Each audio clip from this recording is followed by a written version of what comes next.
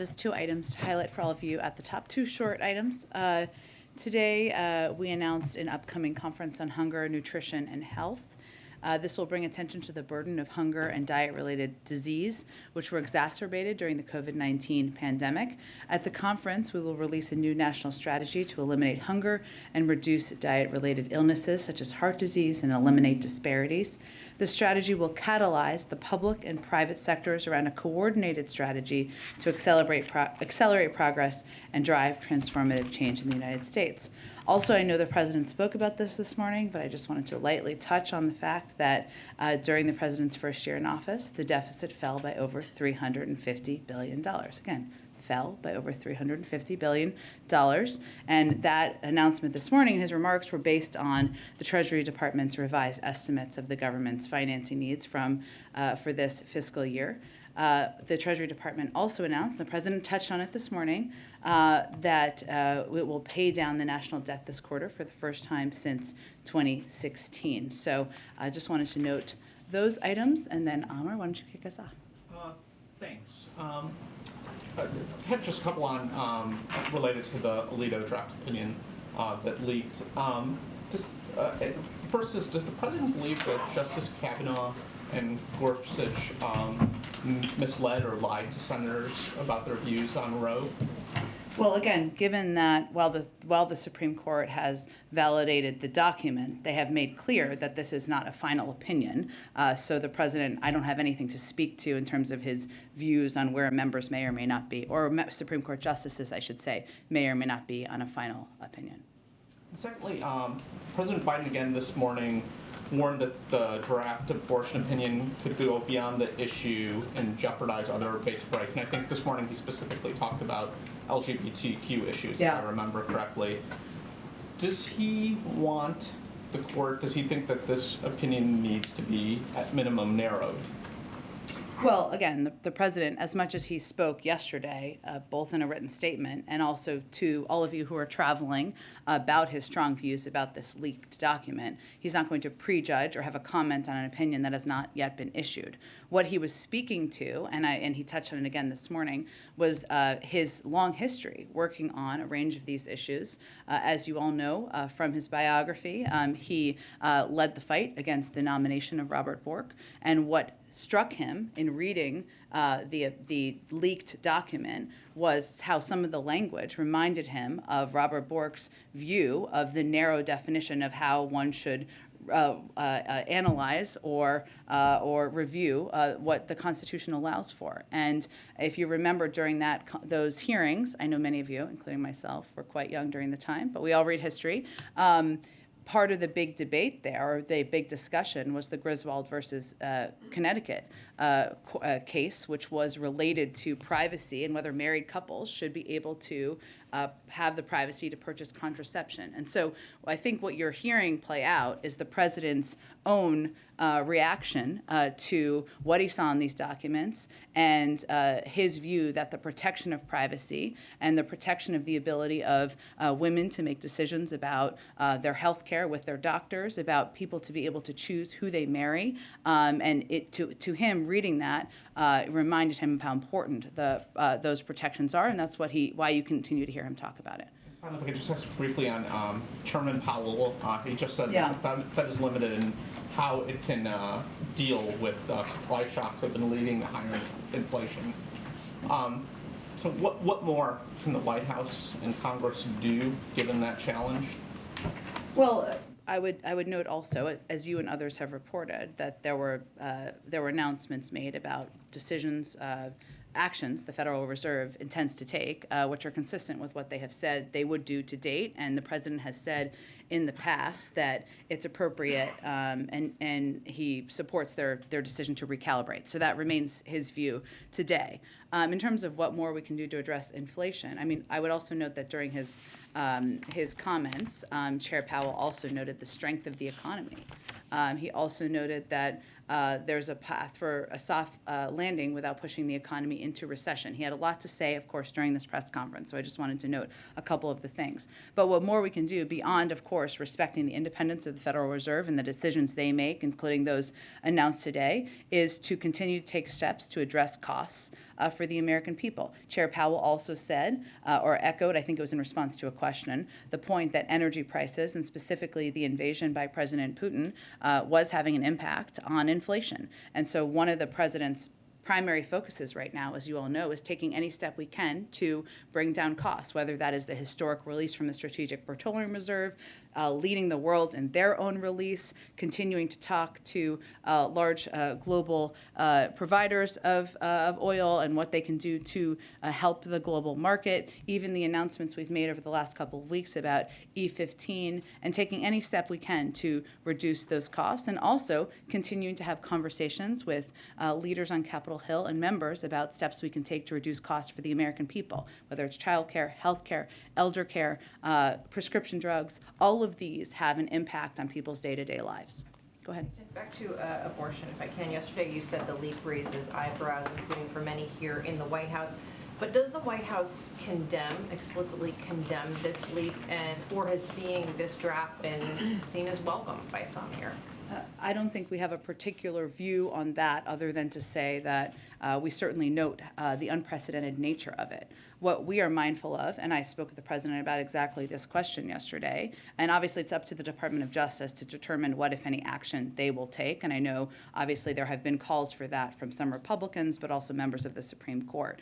But our focus is on not losing sight from what the content is in the draft and what is at risk here. And while we have heard a number raise concerns about the leak, our focus is on highlighting what the content in there would put at risk for women across the country. So again, we'll leave it to the Department of Justice to make a decision about that. I would note that many Republicans have wanted to talk about that and not about whether they support the protection of a woman's right to choose, a woman's right to make decisions with her doctor about her health care. Maybe not a surprise, given by more than a 2-to-1 margin, Americans want the Supreme Court to support abortion rights. As for the content of the draft, the document, the draft, it is of course a draft, but if the Supreme Court does move to strike down Roe, should Americans be prepared to accept that decision as legitimate, and would President Biden accept that decision as legitimate? Well, I can't speak for what actions could be possible on the legal front. I would point you to the Department of Justice on that. But what I can tell you will happen is, and this is what we are preparing for the possibility of, that if Roe were to fall, abortion would probably be illegal in about half the states in the country, up to 26 states, particularly in the South, the Midwest, and West, who have all spoken out, many leaders, about how they're poised to restrict or ban access. Some have even taken action, even as recently as yesterday, as crazy as that sounds.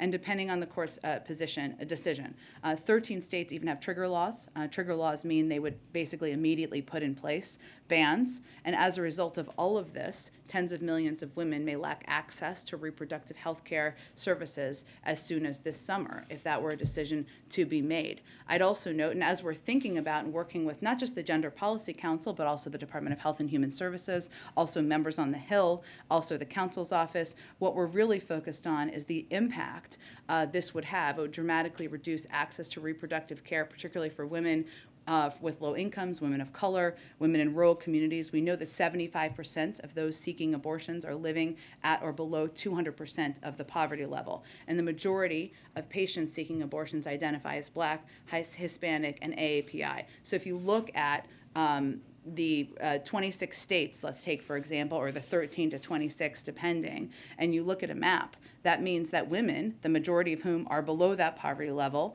and are Black, Hispanic, or AAPI, are going to be forced to figure out how to travel, how to take time off of work, how to get childcare. It is a prohibitive cost. It will not be safe, and that is what we are focused on working to address as we're making policy decisions and considerations. It sounds like you're saying then that's a yes, he would consider this a legitimate decision. Well, there is not even a decision yet. We don't know the validity of we know that this is a leaked document. It is not the final final opinion, so I just can't speak to that hypothetically at this point in time. Go ahead. Jen, just following up on that, in the president's statement yesterday, he said he had asked the Gender Policy Council and the White House Yeah. Counsel's office to look at options.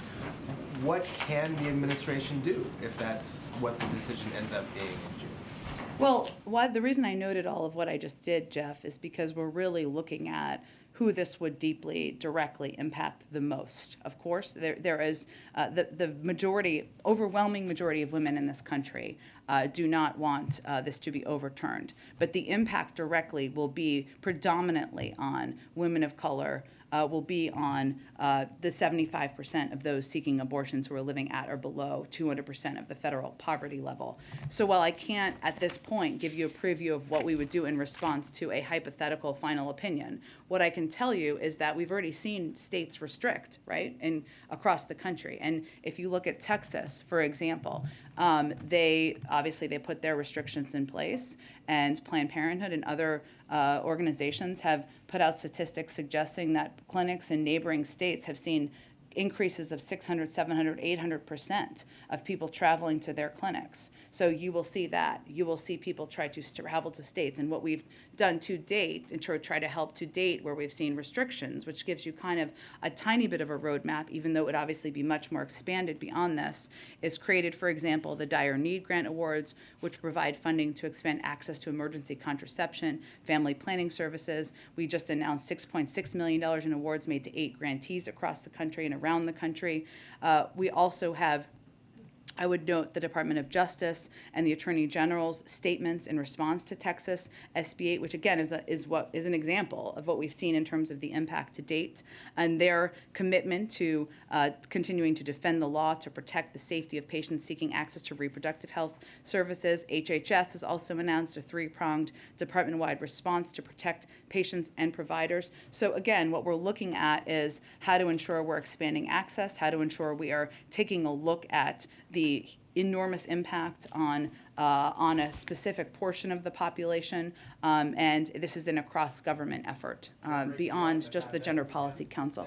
Breaking news on that? Sorry, go ahead, Jeff, go ahead. I was just going to ask, would that manifest itself in executive orders, or what specifically might the framework for that kind of action be? We're not there yet. Obviously, what we've done to date, Jeff, is taken steps through, obviously, the Department of Justice, which they can speak to, through grant programs and funding programs that we've been able to put in place to date to address even restrictions that are in states to date, which is not the same as the Supreme Court overturning, and we will build on that from here. What was the breaking news? Go ahead. We just learned that the Secretary of State, Antony Blinken, has tested positive for COVID via PCR test.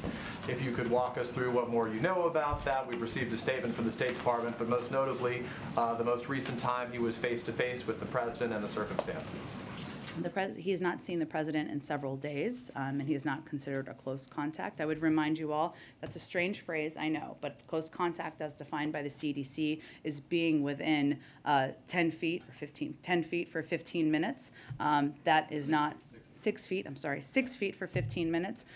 He has not been and has not seen him in several days. So for clarity, because we're learning about a lot of cases right now, it's not the first time Washington's seen these ricochet. It's been going on for several weeks.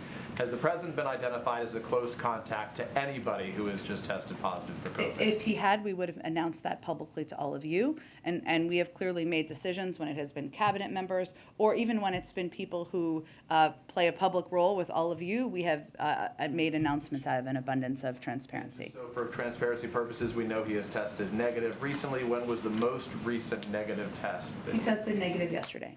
The president, that And is. then finally, in terms of preventive medications right now, can you say declaratively, is the president taking any pre-exposure preventive medications to deal with COVID? He is not. The preventative medication that has been approved by the FDA is Evusheld, which is given to people who are immunocompromised, and he is not immunocompromised. Also not taking bebtelovimab or something?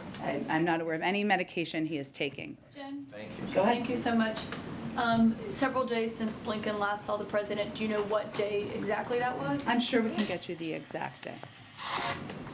And to follow on Jeff's questions, when it comes to the options that the president has said he's directed his team to prepare, should we not expect to see those options until this ruling comes down from the Supreme Court? That's correct. That's what I would expect. Do you not think it would be too late to unveil the options then, given it seems imminent that this is the direction that the Supreme Court is headed in? Well, again, we don't have a final conclusion. The Supreme Court themselves made clear this is not the final opinion. So we are already working a great deal behind the scenes, and we will have more to say if and when there is a final. There will be at some point, but when there's a final opinion. And a question about something Senator Manchin said today. He said he believes inflation will be the #1 driving factor in the midterms, not abortion, not this potential ruling from the Supreme Court. Does the White House see it that way? I mean, all we can judge it based on is what we've seen in public polls. That remains the data to date, right? But obviously the news of yesterday just came out yesterday. And today the president was sharply critical of the MAGA crowd and the MAGA agenda. Is that what we should expect to be his message going into the midterms? Well, I think for those of you who've been covering him for some time, you've heard him say, and maybe back more to the campaign trail, less as president, don't compare me to the almighty, compare me to the alternative.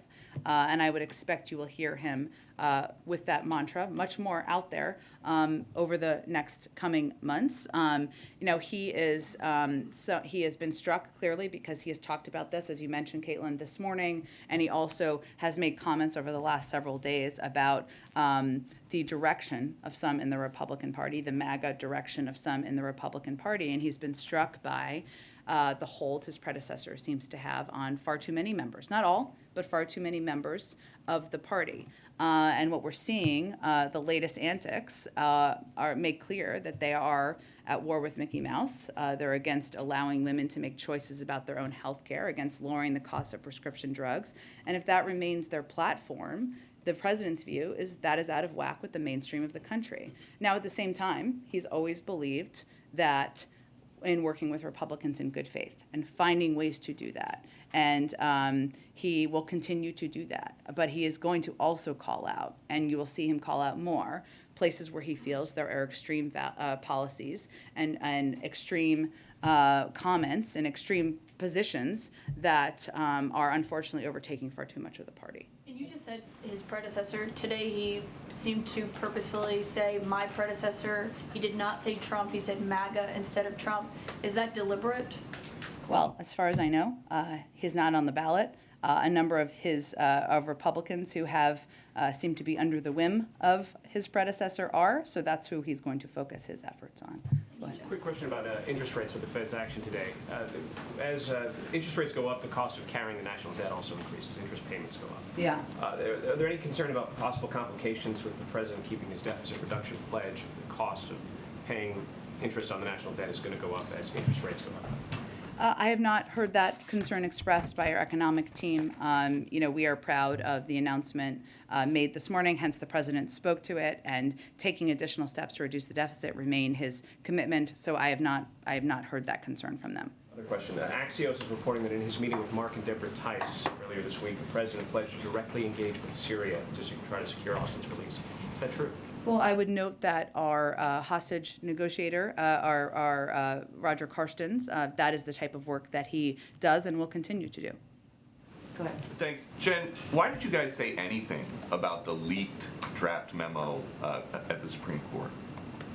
How do you mean? Well, in the past, you have declined to comment on leaked materials, so why now? Well, Peter, I think as you would note and was reported, the Supreme Court confirmed this document was accurate, even if it is not the final opinion. The president had a statement out before they confirmed that it was real.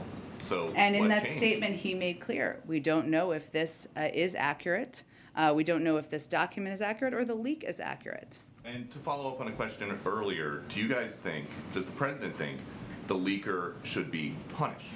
Again, that's up for the Department of Justice and others to determine. What our focus is on is not getting our distracted or our eye off the ball of what is most important to people across the country here, which is not the leak and the story of the leak. It is the fact that women's health care is at risk for millions of people across this country. The president said today, what happens if you have states change the law saying that children who are LGBTQ can't be in classrooms with other children? What is he talking about? Well, I think, Peter, we've seen extreme laws that target LGBTQ families their kids across the country. And I think what he's saying is we don't know what they're capable of given what they've already done to date. Which state is trying to segregate LGBTQ children in the classroom? Well, I think we've seen laws that are incredibly discriminatory. That's what the president's referring to, and the fact that he doesn't know what additional steps could be taken by extreme wings of the party that would rather divide rather than work on issues that the American people actually are focused on and actually impacting them. So another one about abortion. Why is the president talking about the judgment to choose to abort a child? Well, the president's view on a woman's right to make choices about her own health care is well known, well documented, well stated. He said abort a child. I understand, Peter, but what I'm telling you is what his position is. And how can you guys say this is not a political issue when the president's statement about this talked about getting pro-choice officials elected? Did I say it's not a political issue? Yes, you actually said some call it a political issue. It is not. Abort Air Well, Force One. because the vast majority of the public believes that this should not be overturned, meaning I meant to say it's not a partisan issue, and I don't think it is. There are many Republican and independent women, men across the country who do not believe the Supreme Court should overturn a woman's right to make choices about her own health care. In fact, only 30% in recent polls thought they should. So that's what I'm referring to. Go ahead. Jen, thanks. A couple on Thoreau opinion. Earlier this year, President Biden made a speech on voting rights. He said they were under attack. It was important to do that. Will he make an address to the nation on abortion access? I don't have anything to predict about an address to the country. I can tell you that you've heard him speak about his views today and yesterday, and it's only been 2 days since we saw the leaked documents. And on the comments today and yesterday, when he was asked about abortion, the president really focused on privacy, LGBT children, married couples. Why isn't he speaking more directly about how this impacts women, poor women, women of color? How comfortable is he talking about this? He has. He did yesterday, both in his written statement and when he addressed this publicly. His point, as he's continued to talk about this over 2 days, is also that this brings into question our fundamental rights and the fundamental rights of people across this country on who they marry, what choices they make about their own health care. And that goes to his own experience fighting against, again, Robert Bork in his nomination many years ago. And he has not used the word abortion. It was in his statement yesterday. Until yesterday. That's my question. Is he hadn't used the word abortion until yesterday. Why did he want to use it yesterday, and what should we take from that? When he talks about his commitment to protecting a woman's right to choose women's health care, he's referring to protecting women's right to have an abortion. I think most people know that. Go ahead. Jen, yesterday the president was giving a speech, and when he was talking about the CHIPS bill, he said that the Chinese Communist Party was lobbying folks to oppose the bill. I'm wondering what you guys saw to sort of add that. It was a new line in his speech, what you saw, and what some of the examples of them sort of interfering with our domestic legislative process. I think what he's referring to is the fact that it's been well reported, maybe even by Bloomberg, I don't know, I'd have to check, that the Chinese Communist Party is opposed to this legislation. And that's what he's referring to. And, he believes, as you know, that it's absolutely critical for our national security for Congress to get this Bipartisan Innovation Act to his desk, in large part because it will help protect critical supply chains like semiconductors. It's going to strengthen our supply chains against global shocks. It's going to help outcompete the rest of the world, including China, for decades to come. So he was referring to their opposition. But not a specific news, sort of. Right, their opposition to it, exactly. There was an Axios report that had kind of two parts that I wanted to ask you about. First, that the trip to Israel was going to be added to the European trip in June, but also more substantively that they're considering, or you're considering a regional leader summit as part of that visit. Can you confirm either of those? We're not quite there yet. What I will say is that you know about the trip at the end of June because there are some predetermined kind of international fora that he will be a part of. And when he spoke with Prime Minister Bennett just a couple of weeks ago, he invited him to Israel. The president accepted and said he's looking forward to coming, but we haven't quite locked in the date yet. And so I don't have any further detail at this point. And last question, but on summits as well, the Summit of the Americas is coming up. Yeah. Mexico and the president had a conversation a few days ago. Yeah. The leader of Mexico has been pushing for countries with authoritarian governments, Cuba, Venezuela and Nicaragua to participate in that summit, and I'm wondering if you guys have come to a determination about how you're going to handle their participation in the summit yet. I'm happy to check. I'm not sure a final determination has been made, or I will check if one has, and we can get you that information. Go ahead. Thanks, Jen. Building on some of the questions Catherine was Yeah. asking, just in regards to keeping the focus on women's rights, health rights, protecting privacy, how much of the president's efforts moving forward will be on these issues? Does it shoot to the top of the agenda? So far, it's largely been in response to the leak. How much will be proactively taken now? Well, I would dispute that only and only because we haven't talked about this a lot publicly. But I would note that remember that when these states have taken actions, we have also made clear that there was work that the Gender Policy Council, that the White House Counsel's Office, the Department of Health and Human Services, obviously the Department of Justice would be taking and would be underway. And we have been in touch with leadership about this issue and the threat to Roe in both chambers, as well as the Senate Judiciary Committee, Chair Durbin, the House Women's Caucus. Yes, in the last 36 hours, but also many times in advance about that. And certainly the leaked document is going to intensify after our efforts, after the news that millions of Americans' health care is on the cusp of being thrown into turmoil. There's no question about that. But there's been work by the Gender Policy Council that's been ongoing for months. There's been work and engagement with leaders on the Hill about what can be done for months. And certainly it's going to be redoubled at this point, given the leaked document. On that point of intensifying efforts, what will that look like? Are we talking Oval Office meetings? Will he travel on this issue? Those kind of things? I don't have anything to predict in terms of his schedule at this point, but what I can tell you is that, as you've seen, this is an issue he has proactively talked about in the last 2 days, both of the 2 days since the document leaked. The vice president went and gave a rousing speech at Emily's List last night, but a lot of the most important work is going to happen behind the scenes, and that is going to be the work that is done across the government to determine and prepare for what steps can be taken should this final decision be made.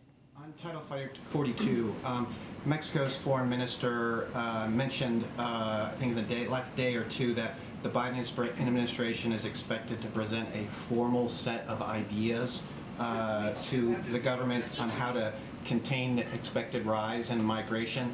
I assume, or can you share whether the White House is working with the DHS on those set of ideas, and is there anything you can share on what those are?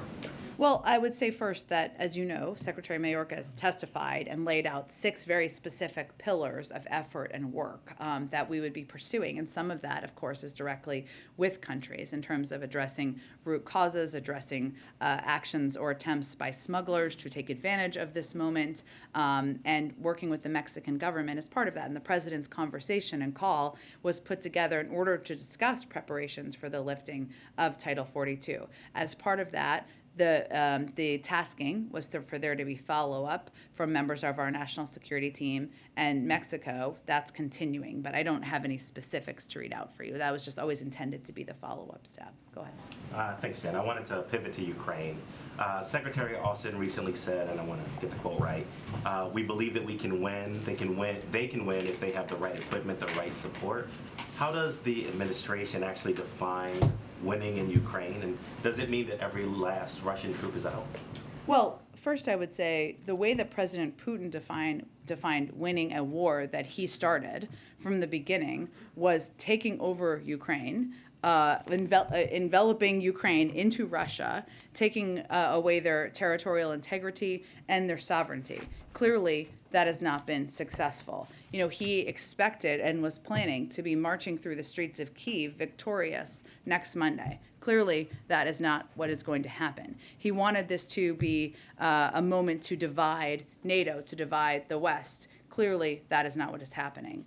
We've said we want Ukraine to win. We're going to do everything we can to help Ukraine defend its sovereignty and territorial integrity and to strengthen the Ukrainians' hands on the battlefield and at the negotiating table. That's our role. And they are defending their homeland courageously and bravely from the continued attacks from the Russians. But they're going to define at the negotiating table, as we're strengthening our hand, what they consider success on the battlefield and at the negotiating table. And we're here to support their efforts. I just want to follow up to make sure I'm clear. So if Ukraine is fine with Russia taking over the eastern part of the country, for example, is that what the U.S. would consider a win? Is that what? The Ukrainians are going to define what a successful outcome looks like for them. But what I think is important to note and not lose sight of is how the Russians have defined this. And they have already lost by their definition. They have not taken over Ukraine. President Putin is not going to be marching down the streets of Kyiv. They will not own the territorial integrity and sovereignty of this country. They have not divided NATO. So now at this point, yes, what we're trying to do is strengthen their hand in the negotiating table, both by supplying weapons on the battlefield, and supporting them with whatever needs they have. But it is for them to define through those negotiations. Go ahead. Two questions, abortion related. The president promised during the campaign to overturn the restrictions that the Trump administration put on the ACA's requirement that workplace insurance plans cover contraception. Yeah. And the agency said in August that they would initiate the rulemaking within 6 months, and that hasn't happened. Why hasn't it happened? Is it still going to happen? It is still the president's intention. I'm happy to check on the status and why there has been any delay. And then following up on Catherine's question on the president using the word abortion yesterday and today, just to be more specific about it, was that a conscious choice to use that word since he hadn't been using it much before? Did he specifically, now that the stakes are much higher, did he specifically start using the word abortion because of that? No, he approved the statement, made comments of his own accord today, so I don't think there's more to analyze about it. Go ahead. Hey, Jen. The president toured the MAGA, as you referred to. He called them an extremist group. And he also issued a statement on Ohio today, but he was talking about Shontel Brown in the Democratic primary. So my question is, what is his reaction to the Republican Senate primary, and does he view that as Trump gaining more control over the Senate and the process, potentially what happens 2 years from now? I'm going to be very careful about getting into the midterms here. I don't make the rules. I just follow the rules from this podium. And I know the president, of course, as you noted, Jeff, made comments himself this morning about the extreme direction the Republican Party is going in. Look, I would just say our focus continues to be on highlighting the fact that congressional Republicans want to raise taxes on half of Americans, squeezing the budgets of middle-class families.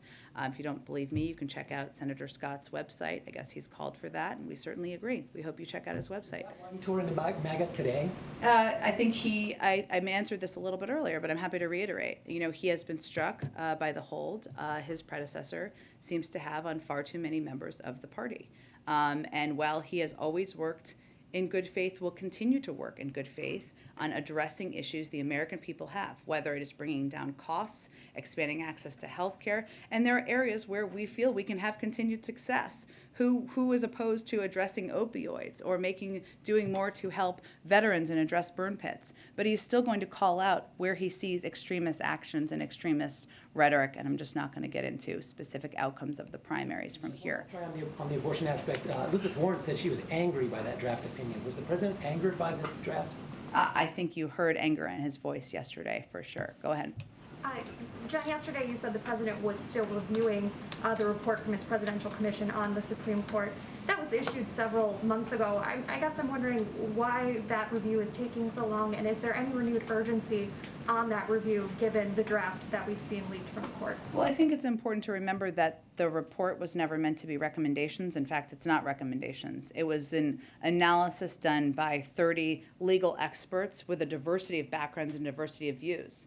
About a range of issues, not just court expansion, but term limits and a range of issues. But it was never intended to have an outcome where he came out and said, I accept or decline recommendations. It was just a resource he was looking to have and one he appreciates and will continue to review. Is there any renewed urgency, though, around weighing in on that report and what those experts, put together on the court since we've seen this draft come out, though? In what aspect? Seeing, there was a lot of discussion around term limits that was in that report. Anything about the issues that they studied specifically, and while it wasn't meant to be a recommendation, anything that the president has, claimed could be made changes to the court? I don't have any different or new announcements or positions to announce today. His focus, and he believes all of our focus, needs to be on what we're doing to protect women's rights and women's access to health care, and that's where his efforts will be focused in the foreseeable future. Go ahead. Thanks, Jen. This morning when the president was talking about the deficit, he said, my plan to continue reducing the deficit, and he rattled off a couple of agenda items, including prescription drug reform, tax incentives for green energy, changes to the tax code, some pieces of the old Build Back Better. Yeah. And I just wonder, what is the president's plan to getting that through the Senate, given the narrowing legislative window for this year? To continue having conversations about it that we don't talk about publicly, and encouraging members to have conversations with each other to see if we can come to a point where we have 50 votes to support a package moving forward. At this point, it doesn't seem like that's the case, given that Senator Manchin is off with, trying to do a climate bill through a bipartisan working group, and Senator Sinema continues to oppose changes to the tax code. So I think there's a lot happening behind the scenes in Congress that people are declining to talk about. Go ahead. Hi, Jen. Thank you. 2 questions, please. The MAGA crowd, as you call them today, this was almost half the people who voted in 2020. Does the president ever feel maybe he could have done more early on to try and reach out to those people? And does the extreme rhetoric basically signal that there's no going back now, and they're sort of out of beyond the pale for him? And yeah. I think what the president will be judged by Americans by his actions and what he does to make their lives better. And the point he's making is that there are the platform of and the policies of far too many of these Republicans, these MAGA Republicans, as he refers to them, follow the whims of calling out Mickey Mouse and opposing policies that will help make the lives better of many, many Americans who may have voted for Trump, may have been independent, may be Democrats, including lowering the cost of prescription drugs, lowering the cost of elder care, doing more to expand access to health care. And his view is that a lot of these policy positions and the rhetoric is extreme, and that follows what we saw a pattern of by his predecessor. But he is going to continue to look for ways to work together with Republicans in good faith where there's opportunity, and he believes you can do both. Thank you. Totally different question on sanctions. I know he said that he's going to be discussing that this week, and Yeah. There's not much left of the week. Is Patriarch Kirill a possible target of sanctions? And more generally, if you don't want to comment on that, does the president ever talk about Patriarch Kirill? I mean, he's a religious man, and he's obviously keenly interested in other countries' religions. He's emerged as a pretty remarkable figure, and now he's been sanctioned by the EU. The Pope said, "Don't be Putin's altar boy." Does the president ever talk about Patriarch Kirill? I would say no one is safe from our sanctions. We're continuing to review options, but I don't have any to preview today. Go ahead. Follow up on the sanctions. There seems to be a few holdouts within the EU, especially Hungary, for example, that are not so much on board with especially the oil ban. Is there any effort from the administration to sort of engage at any level on that topic to try to convince or give incentives to those holdouts to sort of get on board with the rest of the EU? Well, I mean, our view, we of course broadly support Europe's efforts to deny Putin revenue to fund his war with the EU's new proposal, but it will be up to them to finalize. We've taken strong action to ban Russian energy, but we have also been very clear that we have always understood that Europe and many countries in Europe are in different circumstances. So we'll continue to work with a range of countries, and applaud efforts to deny Putin's revenue to fund his war. But I don't have any specific diplomatic engagement to read out here. It just wouldn't be constructive. Go ahead. On abortion, if the draft decision were to be sustained, obviously it would overturn Roe. It would also overturn Casey. And as you know, at the core of Casey is the question of whether governments can require women to get parental consent or spousal notice, give spousal notice.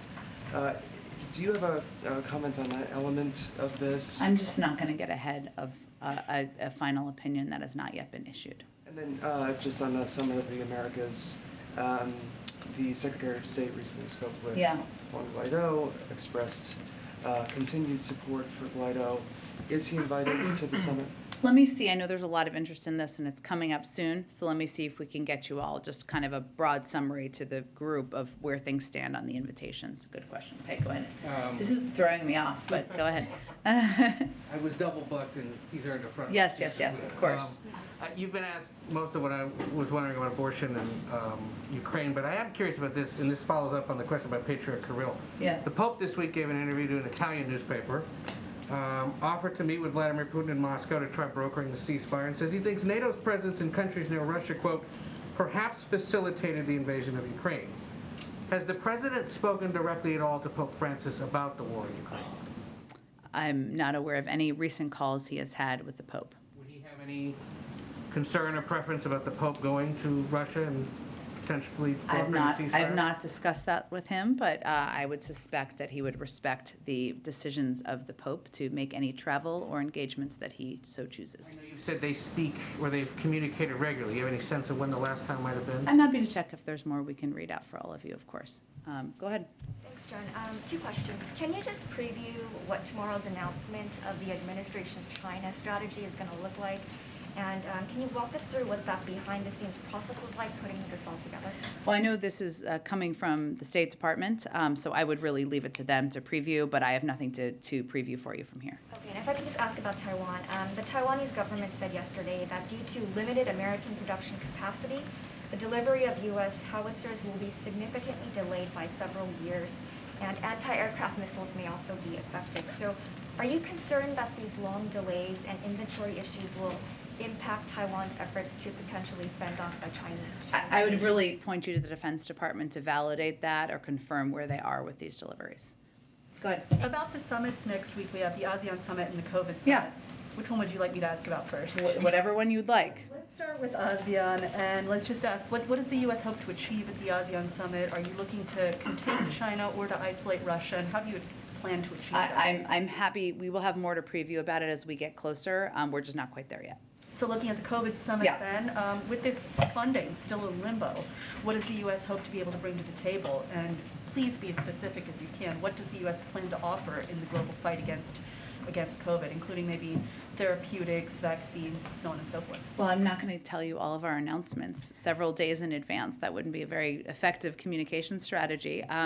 What I will tell you in terms of our objectives for this summit are to have focused attention at the summit on the need as a global community to continue to do more to address the pandemic. And we have done far and away more than the rest of the world. We have talked in the past about the importance of other countries, in other developed countries, doing more, not just on vaccines, but providing know-how capacity, storage capacity, the range of tools that that countries need. And we also know that it's not about just getting shots in arms, or it's not just about the vaccines themselves. It's about ensuring that we are providing, expanding and protecting the health workforce, expanding the supply of oxygen facilities, enhancing access to medical countermeasures. These are all steps that we hope to and plan to discuss there. There's no question that we will be advocating between now and then, and likely then as well, for how this shines a light on why we need more funding, not just domestically, but internationally, so that we can continue to be the arsenal of vaccines for the world. And this is an opportunity to do exactly that. But it should not be lost that the United States, regardless of that, continues to be far and away the largest contributor to the global fight against the pandemic. Springboarding on something that my colleague here asked about commitments to allies like Taiwan and to customers. Can Washington assure these allies and customers that you still have their back, that you still can support them in helping them defend themselves? I think nothing has changed about our policy toward Taiwan or any of our other partners around the world that we have worked very closely with, and I don't think there's any reason to question that. But I was pointing her to the Department of Defense, who can speak to the delivery of weapons and materials that they have greater access to that information. Go ahead. Thanks, Jen. I wanted to ask about the refugees from Ukraine. Can you provide an update on your program that launched about a week ago? Any update on people that have volunteered to sponsor refugees or interest from refugees abroad? to enter the program? To the degree we have those numbers to provide, we would, but someone has them. But they're in the Department of Homeland Security. They're overseeing the implementation of the program. As you know, I'm happy to check with them, but you may want to go to them more directly. And when was the last time that the president spoke with the Department of Homeland Security on the refugee program, or was briefed on the updates on the program? He's been briefed repeatedly on the program throughout the development of it, and certainly will continue to be briefed on the status. Go ahead. I wanted to ask about Brittany Griner. I know you've responded to many questions about her, but with the Olympians being here at the White House today, of course, she would potentially have been one of them, and she's away in Russia being detained right now. I wonder if you can update the public on why her situation is different, because you've mentioned that it is not a normal hostage situation, so it's a bit different. Can you explain to the public why her situation is different? And then I have one on abortion. Well, I would note that actually the State Department changed how they classify, and this is up to them to change. Her just a couple of days ago. It doesn't mean that we are going to get into detail here about our efforts, because our focus is on hopefully bringing her home and being successful at that. But the State Department determined that the Russian Federation has wrongfully detained U.S. citizen Brittany Griner. They made that assessment about 2 days ago. We're going to continue to undertake efforts to provide appropriate support to her. And what this notes with this determination is that the special presidential envoy for hostage affairs, Roger Carstens, who I mentioned earlier, will lead the interagency team for securing her release. So while we're not going to, of course, get into internal deliberations or efforts, the department basically reviews cases of U.S. nationals detained abroad to determine if they are unlawful or wrongful, and this review assesses the facts of the case against numerous criteria, and they made that conclusion just 2 days ago. So does that change our strategy on how we're working to get her to come back? Well, again, as I noted, what it means is that the special presidential envoy for hostage affairs, Roger Carstens, will lead the interagency team. And then real quick on abortion, a Christian conservative, his name is Albert Mohler, has commented on President Biden's stance in an unusual position on abortion. I'm now quoting. He said that he and his administration do not trust the public in various areas to have the right to determine whether or not abortion should be legal in that area or not.